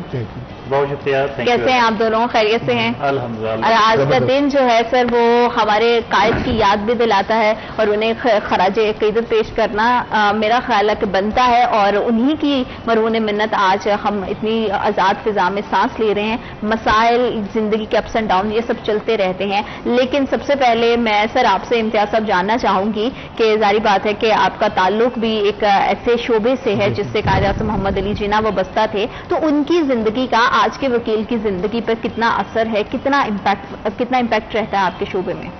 سب سے پہلے تو میڈم میں آپ کا بڑا شکر گزار ہوں کہ آج لب کشائی کا موقع دیا اور دوسرا جہاں تک قائد اعظم محمد علی جناح رحمۃ اللہ علیہ کے حوالے سے آپ کی جو آج پروگرام ہے اس پہ بھی آپ کو خراج عقیدت اور خراج تحسین پیش کرنا چاہیے کیونکہ جو قومیں اپنے موسموں کو بھول جاتی ہیں جی وہ قومیں کبھی ترقی نہیں کر سکتی. ہمارے برصغیر پاک و ہند کے سب سے بڑے لیڈر اور خاص طور پہ ہمارے جو خدا داد پاکستان کی ریاست ہے اس کے بانی ہونے کے ناطے ان کے ہم پہ بڑے احسانات ہیں، اور انہی احسانوں کے بدلے میں آج ہم ایک آزاد قوم کے طور پہ اور آزاد معاشرے کے طور پہ یہاں پہ سانس لے رہے ہیں. اور یہ بہت بڑی غنیمت ہوتی ہے کہ جس قوم کو اللہ تعالیٰ ایک ریاست عطا کرتا ہے اور وہاں پہ اپنی مرضی کے مطابق قانون کے تابع اپنی زندگی گزارنے کا موقع دیا جاتا ہے. جہاں تک آپ کے دوسرے سوال کا تعلق ہے کہ بطور وکیل جی میں اس میں میری گزارش یہ جی کہ جو قانون ہے اس پہ رائٹ اور لائبلٹیز جو ہیں ان کو جب بائفرکیٹ کیا گیا ہے تو جہاں پہ قانون کے تابع کچھ بندوں کے رائٹ ہوتے ہیں وہاں پہ ان کے کچھ فرائض بھی ہوتے ہیں جو انہوں نے ادا کرنے ہوتے ہیں. یہ ریسیپروکل دونوں چیزیں چلتی ہیں. تو یہ قائد اعظم محمد علی جناح جس وقت وکالت کے شعبے میں تھے اس وقت بھی یہی مسائل تھے کہ انسانوں کو حق دلانے کے لیے تھوڑا سا اس وقت ان کے حالات کٹھن اس لیے تھے کہ جو کالونیل رول ہے ان کے خلاف انہوں نے لڑا اور لوگوں کو حق لے کے دیا. اور بطور ہمارے لیے قائد کی پرسنالٹی مشعل راہ ہے کہ اتنی بڑی طاقت سے ٹکرا کر جن کی سلطنت میں سورج نہیں غروب ہوتا تھا تو وہاں پہ لوگوں کو رائٹس لے کے دیے اور یہ بتایا کہ اگر آپ بطور قوم کھڑے ہو جائیں گے حق کے لیے کھڑے ہو جائیں گے تو آپ کو حق ضرور ملے گا. بالکل بالکل. اور ان کی پرسنالٹی اتنی زبردست ہے. سر میں آپ سے بھی جاننا چاہوں گی کہ جرنلزم کا ہر شعبے میں بڑی ایک خاص نظر رہتا ہے اور آپ کی تو ویسے ہی ماشاءاللہ سے آپ کا ایکسپیرینس اور آپ کا تجربہ جو ہے آپ کیا دیکھ رہے ہیں کہ وکلا برادری میں کہیں نہ کہیں آپ کو وہ قائد اعظم کے جو ویژن ہے جو ان کے تھاٹس ہے اس کی جھلک آج کے ینگ لائرز میں نظر آتی ہے؟ شکریہ زینت. آپ کے سوال کا جواب دیتا ہوں میں، لیکن اس سے پہلے جو شعبہ صحافت کے بارے میں قائد اعظم رحمۃ اللہ علیہ نے فرمایا اس پہ بات کرنا چاہوں گا. بالکل بینگ جرنلسٹ مجھے سب سے پہلے اس کے تناظر میں جو کچھ انہوں نے فرمایا اس آئینے میں ہمیں دیکھنا ہوگا کیا ہم اس پر پورا اترتے ہیں. ایگزیکٹلی. قائد اعظم محمد علی جناح بابا قوم نے فرمایا کہ press and nation rise and fall together. واہ. کہ پریس اور قوم جو ہے وہ ایک ساتھ عروج پاتے ہیں اور ایک ساتھ زوال کا شکار ہوتے ہیں. تو یہ اتنی بڑی بات ہے کہ اگر ہم اسی پہ بحث کریں تو میرا خیال آج ہمیں بہت ساری شرمندگی بھی اس کا بھی سامنا کرنا پڑے گا کہ ہمارا حال بھی کوئی اتنا اچھا نہیں ہے. ایگزیکٹلی. لیکن اس کے باوجود بہت طویل جدوجہد ہے پاکستان کے صحافیوں کی. دو طرح کی چیزیں ہوتی ہیں نا. ایک تو یہ کہ آپ جبر کی وجہ سے کچھ چیزوں سے رہ جاتے ہیں وہ تو سمجھ میں آتی ہے کہ جہاں اسٹیٹ کی قوتیں ایسی ہوتی ہیں کہ جو رکاوٹیں پیدا کرتی ہیں آپ کو خبر تک پہنچنے میں دشواری ہوتی ہے. بعض اوقات چینل بند کروا دیے جاتے ہیں، کیبل آپریٹر کے ذریعے بند کروا دیے جاتے ہیں، اور چیزیں ہوتی ہیں، ایڈز بند، پتہ نہیں کیا کچھ جبر. یہ اپنی جگہ اس کا سامنا کرتے ہوئے کہیں کہیں آپ کچھ احتیاطاً مصلحتاً کوئی چیز اس وجہ سے نہیں کرتے کہ چلیں جس حد تک ممکن ہے آپ کی آواز تو پہنچنی چاہیے لوگوں تک. لیکن وہ بہت خطرناک بات ہے کہ جو پروفیسر احمد سلیم صاحب کی ایک نظم کوٹ کی تھی پروفیسر وارث میر صاحب نے، اور پروفیسر وارث میر صاحب پر میں نے میرا ایم اے کا مقالہ تھا. وہ ایک جگہ لکھتے ہیں، وہ بہت سارے لکھاریوں کے بارے میں، بچپن میں بوڑھوں سے سنا تھا کچھ لوگوں پر جن آتے ہیں اچھا جو ان کو بھگائے پھرتے ہیں. وہ جو کچھ بھی کہتے ہیں اپنے آپ نہیں کہتے، جن ان سے کہلاتے ہیں. اب اپنی آنکھوں سے دیکھا ہے کچھ لوگوں پر لفظ آتے ہیں ارے واہ جو ان کو بھگائے پھرتے ہیں. وہ جو کچھ بھی کہتے ہیں اپنے آپ نہیں کہتے، لفظ ان سے کہلوائے. واہ خوبصورت. یہ جو بات ہے نا یہ بڑی خوفناک بات ہے، بہت بری بات ہے، اور یہ ہمارے لیے باعث شرم ہے. یہ نہیں ہونا چاہیے. لیکن وہ جو طویل جدوجہد ہے صحافیوں کی اس ملک میں آئین قانون کی بالادستی کے لیے بہت سی قربانیاں دی ہیں، لوگوں نے ماریں کھائی ہیں، بہت اپنے جسم پر تازیاں میں برداشت کیے، لوگوں نے کوڑے برداشت کیے، مارشل لاؤں کے خلاف جدوجہد کی. لیکن جو ایک سیلف سینسرشپ ہونی چاہیے نا کہ ایک آپ کو ایک نظریے کے ساتھ جڑے ہوئے ہونا چاہیے.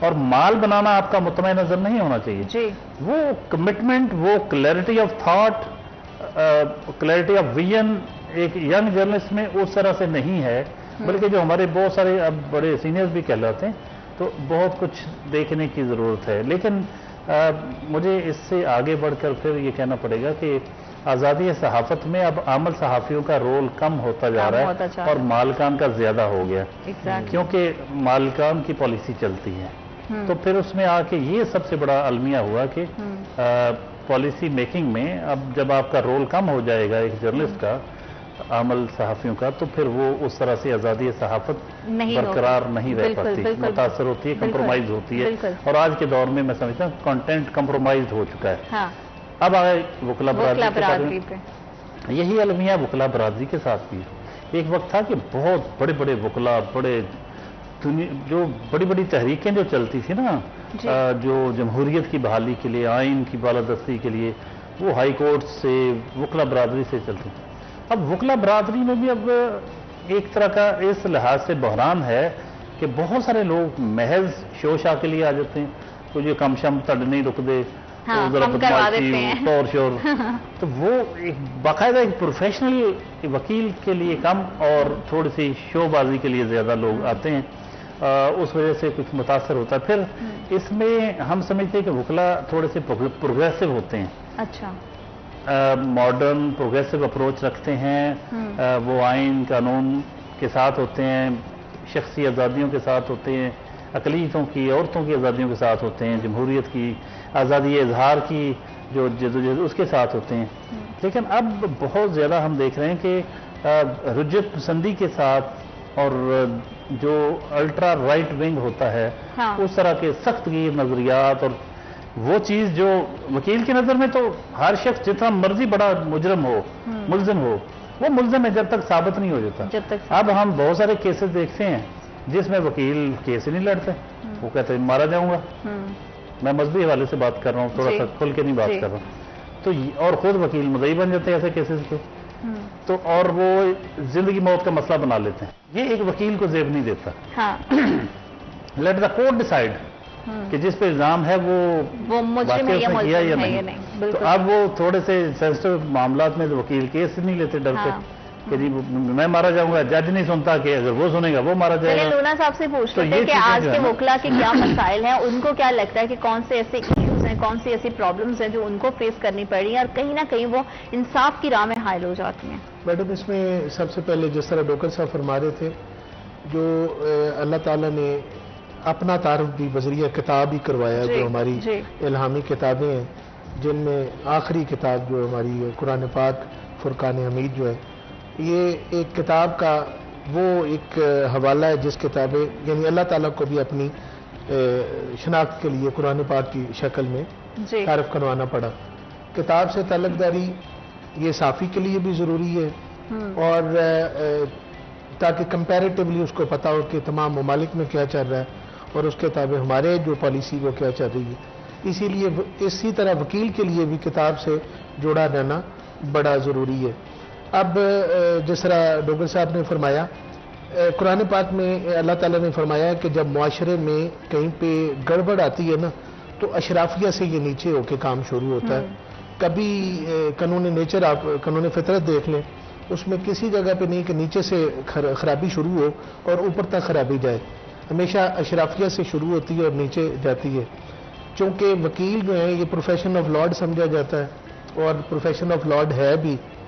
یہاں پہ انصاف کی بات ہوتی ہے آئین کی بات ہوتی ہے قانون کی بات ہوتی ہے تو یہ بھی میں سمجھتا ہوں کہ اشرافیہ میں شامل ہے اور ان کو بھی چاہیے جہاں پہ اگر ہمارے اینڈ پہ کوئی کسی جگہ پہ غلطی ہے تو اس کو سدھارے کیونکہ ڈائریکٹلی انصاف کے ساتھ ہمارا تانا بانا جڑا ہوا ہے اگر ایک وکیل اپنا پراپر کیس لے کے جائے گا اور مظلوم کو جس طرح پہلے آپ کے سامنے یہ چیز آئی ہے کہ کئی کیسز میں آبزرویشن ہے کیونکہ آپ صحافت سے جڑے ہوئے ہیں آپ کے لوگوں کے ساتھ روابط ہوتے ہیں تو پتہ چلتا ہی ہوگا اور یہ فیکٹ بھی ہے کہ کئی کیسز میں اگر جہاں پہ ظلم ہوا ہو اور بطور وکیل ہم اپنا رول پلے کریں اور اس کیس کو پراپرلی قاضی کے پاس لے کے جائیں اور قاضی بلا روک ٹوک بغیر ڈرے ہوئے اس میں انصاف کرے تو میرا خیال ہے کہ یہ معاشرہ جو ہے وہ ٹھیک ہونا شروع ہو جائے گا۔ اور انصاف آج کے دور میں کتنا آسان ہے، اس کا حصول کتنا زیادہ آسان ہے، اور کیا وہ ہر عام شہری تک ہر صورت میں پہنچ رہا ہے، کیونکہ ہمارے پاس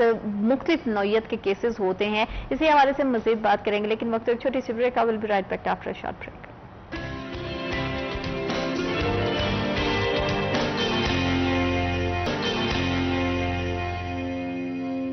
welcome back after short break, آپ دیکھ رہے ہیں سٹی ایٹ 10 اور ہم بات کر رہے ہیں کہ کس طرح سے ہمارے قانونی ادارے اس چیز کو میک شیور کرتے ہیں کہ عام پبلک کے جتنے مسائل ہیں ان کو حل کیا جا سکے اور ہر کسی کے گھر کی دہلیز تک انصاف کو پہنچایا جا سکے۔ لیکن انصاف کا حصول کتنا آسان اور کتنا مشکل ہے آج کے دور میں، وکلا برادری کو کس طرح کے مسائل کا سامنا ہے، اس پر ضرور ہم نظر ڈالیں گے اور ساتھ ہی ساتھ عوام کے حوالے سے بھی بات کریں گے، کیونکہ ہم دیکھتے ہیں کہ کورٹس میں نمبر آف کیسز پڑے ہوئے ہیں اور بہت سارے کیسز پینڈنگ ہیں، اس کے پیچھے کی کیا وجوہات ہے اور بہت سارے سائلین کو اپنے انصاف کے حصول میں کس طرح کی مشکلات کا سامنا کرنا پڑتا ہے۔ تو ان تمام باتوں کو ہم ضرور آگے رکھیں گے اور جاننے کی آج کوشش کریں گے کہ کتنی مشکلات فیس کرنی پڑتی ہیں ہماری وکلا برادری کو، کیا ایکچولی حقیقی معنوں میں اور ان مشکلات کا کوئی حل ہے، اس کے لیے کیا ایفرٹس کی جا رہی ہیں۔ اور جیسے کہ ہمارا بڑا ایک درینہ مسئلہ بھی رہا ہے ہائی کورٹ بینچ کا، تو ابھی تک وہ بھی تشکیل نہیں پایا، تو وہ کب تک یہاں پہ ہمیں اس کی سہولت میں اثر آئے گی اور لوگوں کا جو اتنی ان کو مشکلات فیس کرنی پڑ رہی ہیں اس کا حل کیا ممکن ہو پائے گا یا نہیں۔ ہمارے ساتھ ہمارے دوسرے مہمان بھی موجود ہیں، ان سے میں آپ کا تعارف کروا دیتی ہوں۔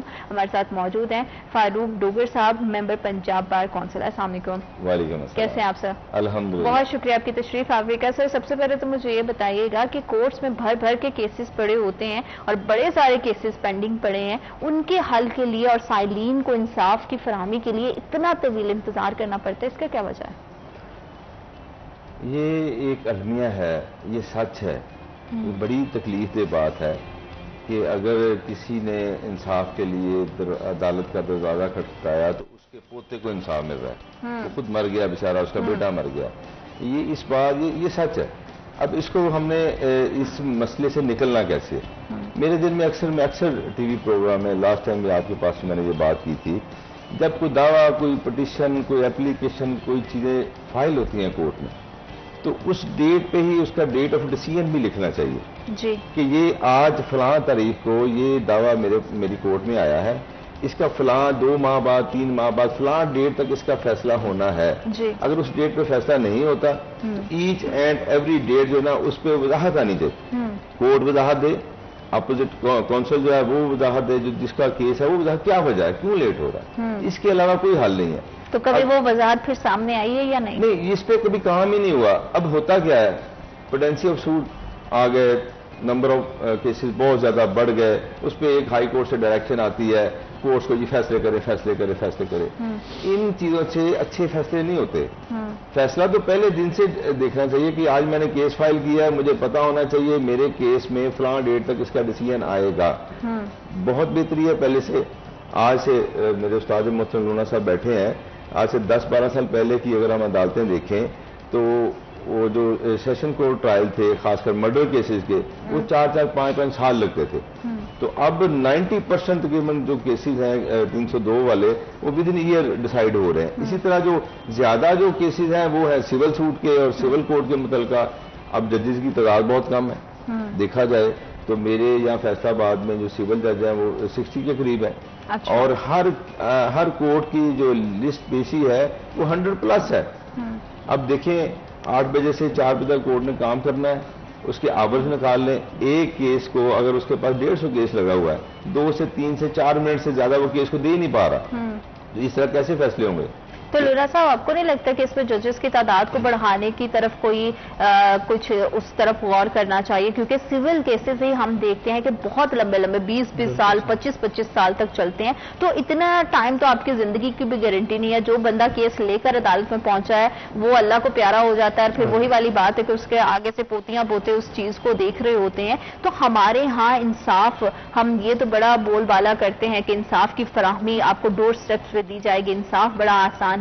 انصاف یہ آسان ہے کہ 20-25 سال ایک بندہ عدالتوں کے چکر لگاتا ہے اور اس کے بعد اس کے کیس کا فیصلہ ہوتا ہے۔ تو اس میں کون سے فیکٹرز ہیں جو آپ کو لگتا ہے کہ شامل ہیں جس وجہ سے اتنا لمبا عرصہ درکار ہوتا ہے؟ میڈم ایک تو جیسا ڈوگر صاحب نے فرمایا کہ ہمارے اینڈ پہ یہ المیہ کی حد تک بات ہے جی کہ ڈیلیڈ پروسیڈنگ ہو رہی ہیں.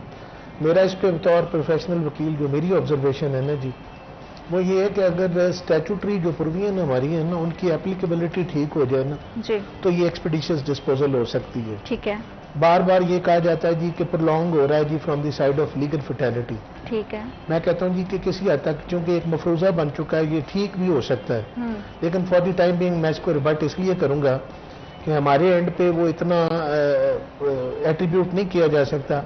زیادہ تر جن بندوں نے اسٹیچوٹری پروویژن کی ایگزیکیوشن کرنی ہوتی ہے یا جنہوں نے اس کو اپلائی کرنا ہوتا ہے یہ ان پہ پہلی رسپانسبلٹی جاتی ہے. فرض کر لیں میں دونوں طرف ہی ڈسکس کرتا ہوں فوجداری پہ بھی اور سول پہ بھی.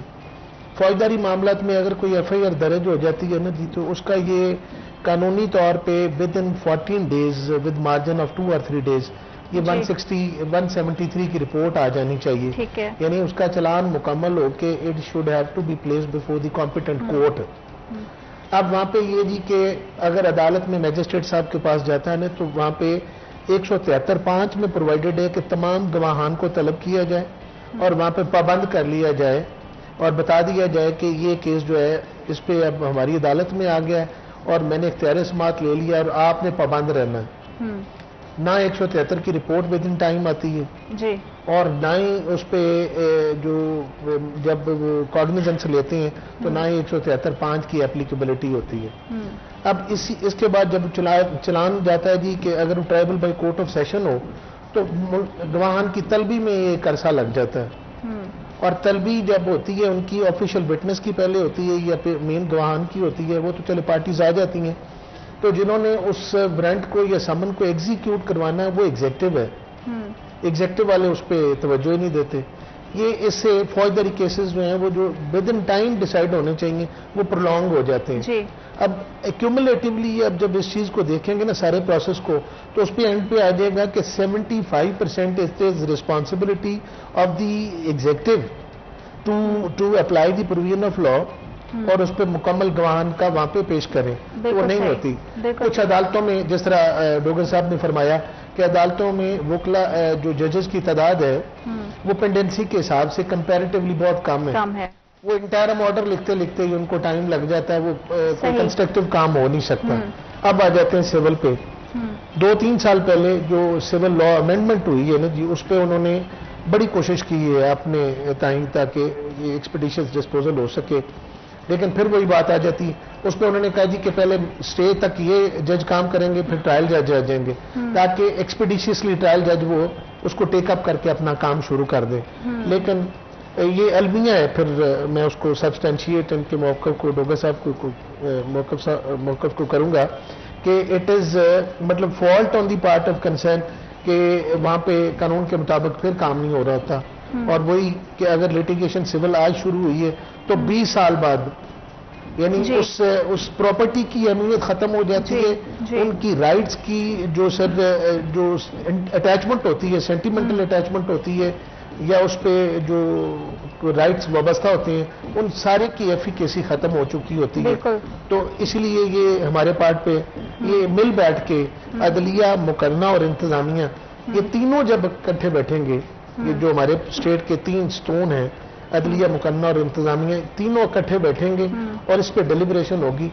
اس پہ اب ہوتا یہ جی کہ جب ڈیلیبریشن کا کام ہوتا ہے تو جو جاننے والے ہوتے ہیں ان کو سب اس پارٹی کا حصہ نہیں بنایا جاتا کیونکہ اس میں کئی مانیٹری گین ہوتی ہیں تو وہ وہاں پہ مفاد پرست وہ ٹولہ اکٹھا ہو جاتا ہے جن کا صرف مقصد ہوتا ہے کہ صرف بینیفٹس لیں.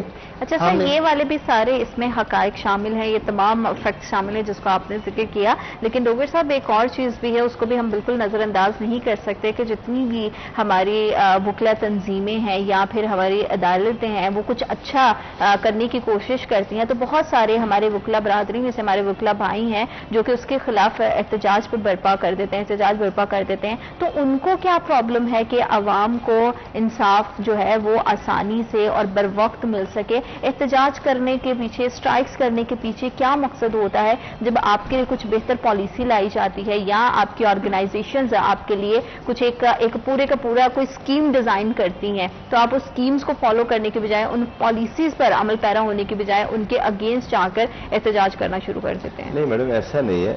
ہم احتجاج کبھی بھی ہم پالیسی بنانے میں، جیسے کہ لونا صاحب نے کہا کہ جب تک آپ میرے جو لیگل کے متعلقہ لوگ ہیں، میرے جو سینئر لائر ہیں، جب تک اس پالیسی میں وہ شامل نہیں ہوں گے تو حقائق پر مبنی وہ فیصلے، جس طرح ابھی کورٹ فیس کا معاملہ آپ کے سامنے آیا، تو اس کی وجہ یہ ہے اتنی بڑی کورٹ فیس، اگر میرے کوئی سینئر کونسل جو سینئر ہائی کورٹ کے صدر ہوتے ہیں، اس میں میری بار کونسل کے ممبر ہوتے ہیں، میرے وی سی صاحب ہوتے ہیں، تو یقیناً جو ہم لوگ کام کر رہے ہیں، پریکٹس کر رہے ہیں، تو ہم جانتے ہیں کہ کورٹ فیس کی ویلیو ہے وہ اتنی بڑھا دی گئی ہے کہ بندے ایک کیس فائل کرنا ناممکن ہو گیا۔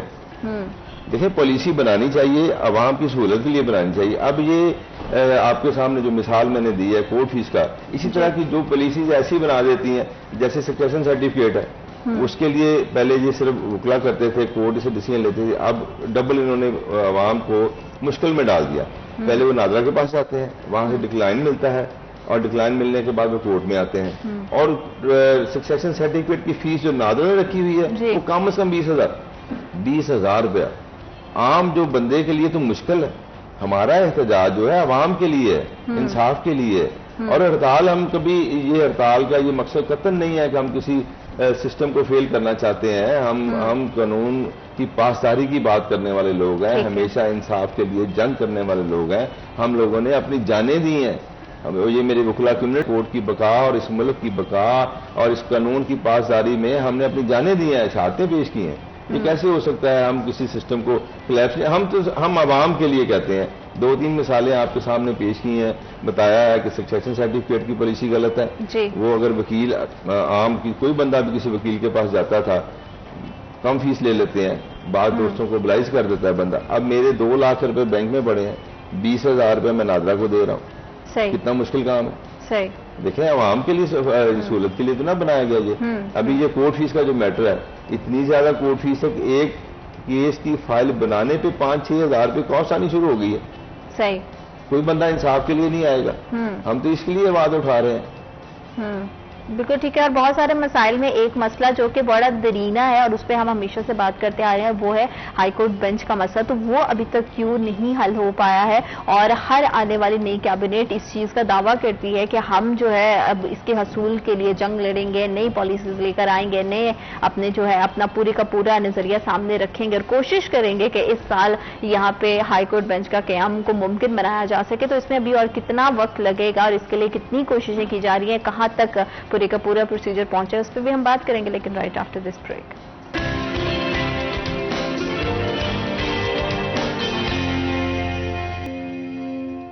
Welcome back to after short break. آپ دیکھ رہے سٹی ایٹ 10 اور ہم بات کر رہے ہیں کہ وکلا برادری کو بہت سارے مسائل کا سامنا ہے، اور انہی مسائل کے ساتھ سائلین کو بھی بہت سارا مسائل کا سامنا کرنا پڑ رہا ہے، اور دونوں کو جب مسائل کی بات کریں تو ایک بڑا درینہ مسئلہ ہے، وہ ہے ہائی کورٹ بینچ کا، کیونکہ ظاہری بات ہے کہ وکلا کو بھی اپنی سنوائی کے لیے وہیں پہ جانا پڑتا ہے اور سائلین کو بھی جانا پڑتا ہے، تو دونوں کے لیے بڑا مشکل ہو جاتا ہے۔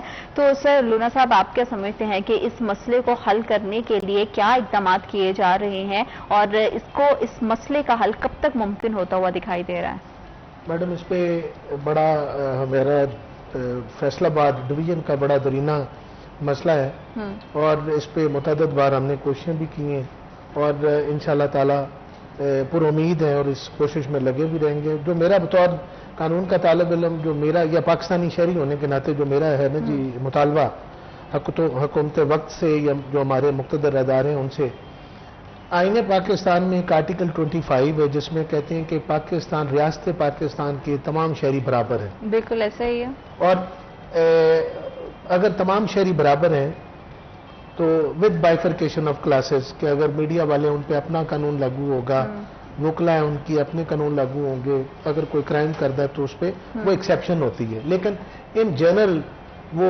کہتے ہیں کہ تمام شہری برابر ہیں۔ بطور پاکستانی شہری یا ریاست پاکستان کا ایک شہری ہونے کے ناطے میرا مطالبہ یہ ہے، بطور وکیل فار دی ٹائم بینگ ہم چھوڑ دیتے ہیں کہ اگر سندھ کے مختلف ڈویژن میں سرکٹ بینچز بن سکتے ہیں، اور وہاں پہ جو کراچی ہائی کورٹ ہے وہ اس کو تقسیم کر دیا گیا ہے، یا نیچے لوگوں کو انصاف دینے کے لیے بینچز بنا دیے گئے ہیں، بلوچستان میں مختلف ڈویژن میں اگر بینچ بن سکتے ہیں، تو کیا امر مانی ہے केपी में इसी तरह मानसेरा में हाई कोर्ट का बेंच है, मुख्तलिफ जो वहाँ पे डिवीजन है, डिविजनल हेड क्वार्टर पे बेंचेस बने हुए हैं। अगर 3 सूबों में सर्किट बेंच या जो डिविजनल जो बेंच हैं वो बन सकते हैं जिस तरह, तो हमारे यहाँ सूबा पंजाब में क्यों नहीं बन सकते? ये बतौर शहरी, अगर आईने पाकिस्तान का आर्टिकल 25 ये कहता है कि तमाम शहरी बराबर हैं, तो हमारे खास तौर पे फैसलाबाद के डिवीजन को क्या पाकिस्तानी शहरी नहीं समझा जा रहा? अगर हम पाकिस्तानी शहरी हैं तो हमें ये हाई कोर्ट का बेंच देना ये इनके लिए लाजमी है, आइन कहता है जो मुतलका प्रोविजन है। तो इस सिलसिले में हमारी कोशिश जो है वो जारी है। बतौर ऑफिस बेरर हमारा वहाँ पे भी आवाज़ उठाते हैं, बार काउंसिल में भी, और जो हमारी कॉरेस्पॉन्डेंस है डिस्ट्रिक्ट बार एसोसिएशन के लेवल पे वो भी चल रही हैं। और उम्मीद है अपनी जदोजहद जो स्ट्रगल है वो जारी रखेंगे इस सिलसिले में, और अल्लाह ताला के फजल से वो दिन एक दिन आएगा जब यहाँ पे हाई कोर्ट का बेंच होगा। और इसके लिए तमाम जो हमारी सिविल सोसाइटी है और जो हमारे पार्लियामेंटेरियन हैं उनको भी मेरी ये इल्तमास है आपके फोरम के हवाले से, और जो मुखैर तंजीमें हैं उनको भी, इंडस्ट्रियलिस्ट तमाम को, क्योंकि राइट्स एंड लायबिलिटी सारी की प्रोटेक्ट होनी है, तो उनको भी ये चाहिए कि अपने एंड पे जिस जगह पे भी हों इस आवाज़ को उठाएं। हमेशा जो कोई भी मूवमेंट होती है, कोई भी ऑब्जेक्ट होता है, जितनी देर तक नेगोशिएशन या उसकी डिस्कशन ना हो तो वो तब तक वो मसला हल नहीं हो पाता है। डॉक्टर साहब, आपसे भी जानना चाहूंगी कि इस सिलसिले में, इस मसले पर, क्योंकि एक बड़ा दरीना मसला है और अहम ज़रूरत भी है इस वक्त की, ताकि जितनी भी केसेस हैं उनकी सुनवाई के लिए दोनों तरफ से किसी भी तरह के मसाइल हल ना हो, ना को मुकला बरादरी को और ना ही हमारे साइलिन को। तो आप क्या समझते हैं कि हाई कोर्ट बेंच की यहाँ पर मौजूद ना होने के पीछे जो इकदाम किए जा रहे हैं, क्या उसमें थोड़ी सी कहीं लचक दिखाई गई थी या इसके पीछे के फैक्टर्स और वजूहात कुछ और हैं? आपका इस पूरे सिलसिले में क्या तज़िया है? मैडम, इसमें जैसे कि लोना साहब ने कहा कि फैसलाबाद डिवीजन को इग्नोर करना जुल्म और ज्यादती है, और इंतहाई जो ईवानों में बैठे लोगों के लिए मैं समझता हूँ उन्हें अल्फाज का चुनाव मुझे तकलीफ से बुरा करना पड़ रहा है कि उनको देखना चाहिए कि यहाँ से, देखिए एक साफ बड़ी हकीकत है कि यहाँ से 20-25 हज़ार फैसलाबाद से डेली लोग ट्रैवल करके लाहौर जाते हैं, वहाँ से एक शख्स आके नहीं इनकी बात सुन सकता। कितनी जाती है। और कुछ लोग ऐसे समझते हैं कि देखिए रिज़्क अल्लाह ताला ने देना है। बेशक। कुछ जो मेरे वहाँ पे लीडरशिप बैठी हैं, जो बड़े वकील हैं, ताकतवर लोग हैं, वो समझते हैं कि शायद उनका रिज़्क कम हो जाएगा। हमें बतौर मुसलमान मेरा यकीन है कि अल्लाह ताला के पास पैसों की कोई कमी नहीं है। इस हवाले से उनको सोचना चाहिए, इंसानों के लिए हम बैठे हैं। देखिए हम इंसानों की खिदमत के लिए बैठे हैं, मेरा तो प्रोफेशन है ही इंसानों के लिए। और कितना ये तकलीफ दे मंजर है कि पूरी मशीनरी हाईकोर्ट जा रही है, लोग जा रहे हैं, साहिल जा रहे हैं, मुल्ज़म जा रहा है, मदई जा रहा है, वकला जा रहे हैं। एक केस के हवाले से देखा जाए फौजदारी, तो एक पुलिस डिपार्टमेंट उसमें इन्वॉल्व होता है, मुल्ज़म के वकील, मदई के वकील, और प्लस मुल्ज़म मदई के साथ लोग, और कितनी ट्रैवलिंग है और कितना रश है। सोचने की बात, सादा सी बात है कि यहाँ से 20 हज़ार बंदा जाके वहां पे अपनी बात बताएगा, पुलिस का सिस्टम ऑफ हो जाता है, डीसी ऑफिस में अगर कोई केस लगा हुआ है सारा सिस्टम ऑफ हो गया, कहाँ गया? ये हाई कोर्ट गए।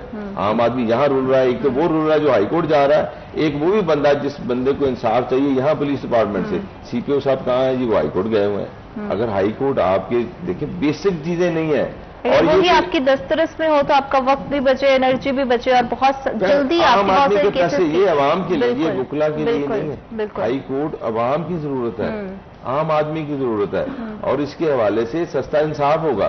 और यहाँ से जब बंदा कोई लाहौर जाता है, लाहौर के तो मूड ही और है, इस बात को सारे समझते हैं। और यहाँ पे हम अपने अपने सिलसिले से अपने लोगों के, अपने रिश्तों में मुंसलिक लोग हैं। चले सर, हाईकोर्ट बेंच का तो जब तक क्याम होगा ही। जो मौजूदा हमारी डिस्ट्रिक्ट अदालतें हैं उसके हवाले से अगर हम देखें तो उसका इंफ्रास्ट्रक्चर की क्या सूरत हाल है? क्योंकि हम देखते हैं कि चैम्बर्स की भी बड़ी कमी है। ये तो वो मसले हैं जो कि अब बात जितनी करें वो लगता है कि शायद हम दोहरा के वही करते हैं, लेकिन फिर से वही लोना साहब की बात को सेकंड करूंगी कि जब तक मसाइल पर बात नहीं की जाती उनका हल मुमकिन नहीं होता है। तो अभी का जो ज़िली हमारी जितनी भी अदालतें हैं उसके इंफ्रास्ट्रक्चर के हवाले से बताइएगा क्या सूरत हाल है? थोड़ी सी बेहतरी आई है। ابھی ہائی کورٹ کے حوالے سے انہوں نے ہمارے یہاں پہ بڑا اچھا کمپلیکس بننے جا رہا ہے، بلکہ میرا خیال ہے عمر صاحب 80% بن گیا ہے، اور جب وہ ورکنگ میں آئے گا تو یقیناً ایک تو سارے جو کورس ہیں، بینکنگ کورس بڑی دور ہے، یہاں سے 1.5-2-3 کلومیٹر کے فاصلے پہ جانا پڑتا ہے، وہ بھی یہاں پہ شفٹ ہوگی. اسی طرح سارا ایک کمپلیکس میں ساری چیزیں آ جائیں گی اور اس سے ججز کی تعداد بھی بڑھے گی. اچھا. اور انشاءاللہ تعالیٰ وہ بہت اچھا ہے. بالکل کورٹ کے ریلیٹڈ پچھلی سائڈ پہ میں نے کل بھی وہاں سے گزرا تو دیکھا کہ میرا خیال ہے 80% کمپلیٹ ہو گئے، اور ود ان 6 منتھ 7 منتھ میرا خیال ہے انشاءاللہ ہم اسے رننگ پوزیشن میں آپریٹ کرنے جا رہے ہیں. اور جب وہ جج بڑھ جائیں گے تو انشاءاللہ کام بھی ظاہر ایک بندے کے حصے میں اگر 200 کیسز لگے ہوئے ہیں، ایک سول جج کے پاس 50 سے زیادہ کیس نہیں ہونے چاہیے. 50 کیس بہت زیادہ ہیں یہ بھی، لیکن چلیں سسٹم کو، لیکن 200 ایک بندے کو کیس دے دیا آپ نے، وہ کیسے حل کرے گا؟ پاسبل نہیں ہے. بالکل ایسے. یعنی 8 گھنٹے کی ورکنگ میں آپ اسے کیلکولیٹ کر کے دیکھ لیں. اور اس پہ یہ ہے کہ یہ نمبر کہیں رک نہیں رہا لونا صاحب، یہ نہیں ہے کہ اگر 200 بندے کے پاس ایک کیسز ہیں تو ہر نئے ماہ کے ساتھ ان کیسز میں اضافہ ہوتا چلا جا رہا ہے، مطلب کہ آپ کے اوپر ورک لوڈ بڑھتا چلا جا رہا ہے، اور اسی ورک لوڈ کے ساتھ پھر بڑا مشکل ہے کہ آپ اپنے پینڈنگ کیسز کو جو ہے اس کو حل کریں، اور آنے والے ٹائم میں جو ہے وہ نئے کیسز سامنے آتے جا رہے ہیں. تو اس طرح سے کیسے پاسبل ہے؟ چیزیں تو وہ ہیں کہ آپ ساتھ ساتھ سیٹل کرتے جائیں، تو ورک لوڈ بڑھتا جا رہا ہے جس کی تعداد کم ہے، لیکن وی آر ہوپنگ کہ آنے والے ٹائم میں جو ہے وہ چیزیں بہتر ہوں گی، اور اگر تمام کورس ایک ہی جگہ پر ایک ہی بلڈنگ میں موجود ہوں گی تو اس سے عوام کے لیے بھی بڑی سہولت ہوگی اور ہماری وکلا برادری کے لیے بھی بڑی سہولت ہوگی. گفتگو کے سلسلے کو آگے بڑھائیں گے، لیکن رائٹ آفٹر دس بریک.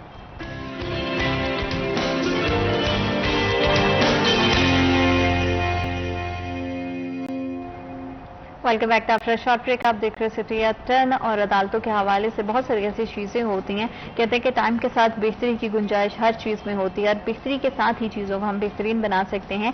تو لونا صاحب آپ سے ضرور جاننا چاہوں گی کہ ڈسٹرکٹ بار فیصل آباد میں کس طرح کی تبدیلیوں کی ضرورت ہے تاکہ جتنا بھی سسٹم ہے اس کو مزید ہم بہتر بنا سکیں. میڈم اس میں انفراسٹرکچر کی حد تک تو میں بالکل ڈوگر صاحب کی بات کے ساتھ 100% اتفاق کرتا ہوں کہ بڑا زبردست ایک ہمارا کمپلیکس بن رہا ہے contiguous with retiring room of session جج صاحب، بالکل اس کے ساتھ ہے. اب جہاں تک جس طرح آپ نے فرمایا جی کہ جو انصاف ہے، اب اس میں قانونی طور پہ ہمارا ضابطہ فوجداری میں بھی اور سول میں بھی پروویژن آف لا ایسی ہیں جس پہ وہ کہتے ہیں کہ ان کیس فریولس لٹیگیشن ہے، جس طرح آپ نے فرمایا کہ یہاں پہ دن بدن لٹیگیشن بڑھ رہی ہے. یہ اگر آپ اس کو انویسٹیگیٹ کریں تو مسائل اتنے نہیں بڑھ رہے جتنے لٹیگیشن بڑھ رہی ہے. کئی جگہوں پہ ایسا ہے، کئی جگہوں پہ یہ بھی ہے کہ واقعی مسائل بھی بڑھ رہے ہیں تو لٹیگیشن بھی اس کے ساتھ ساتھ بڑھ رہی ہے. وہ جنرل ایک ریزن ہے، وہ مخصوص ایریاز پہ کبھی بڑھتی رہتی ہے کبھی کم ہوتی رہتی ہے with regard to civil rights.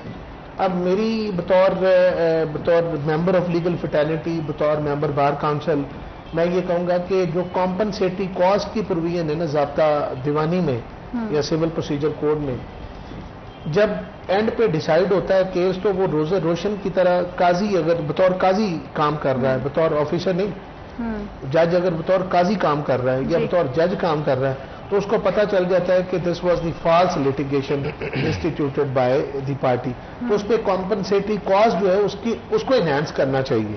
ٹھیک ہے، by calculating with the wastage of time, اور جو عدالت کا ٹائم ہوا ہے یا لیٹیگنٹ کا ٹائم ضائع ہوا ہے تو اس کو اگر برابرلی طور پہ جیکسٹا پوز کرتے ہوئے کیلکولیٹ کر کے کمپنسیٹری کاسٹ بڑھا دی جائے.